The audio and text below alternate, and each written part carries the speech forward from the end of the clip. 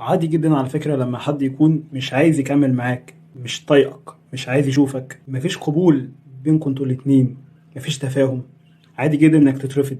انا ممكن اترفض، انت ممكن تترفض، كلنا ممكن نترفض.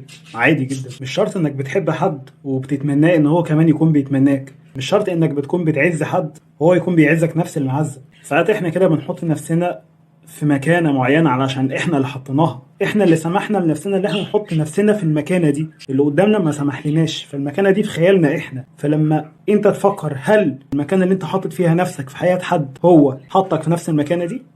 مش شرط. فما ترجعش بعد كده تزعل. الزعل ده حاجه في خيالك انت. هتقول لي بقى انا نفسي اكون انسان محبوب وي وي وي. مفيش الكلام ده، مفيش حد الدنيا بتتفق عليه، ده ربنا نفسه اختلفوا عليه. وقالت اليهود يد الله مغلوله. دايما خليك مع الناس اللي قبلاك والناس اللي عايزاك. ما تحاولش تثبت للي كرهك، ما تحاولش تثبت له العكس. خليه بقى هو على وضعه كده، لان مهما عملت هتفضل زي ما انت. ان المشكله عنده هو مش عندك انت. ومش معنى انك اترفضت انك تفكر بطريقه عدوانيه، اللي هو ايه ده انا اترفضت، ايه ده انا اترفض، معقوله، ازاي؟ عادي على فكره. طالما انت مش ضامن ان 100% ان الناس اللي قدامك دول بيحبوك، خلاص عادي تقبل الفكره. هتلاقي الناس اللي بتنافقك هو اللي بيخدعك، هو اللي بيكرهك، هو اللي بيحقد عليك.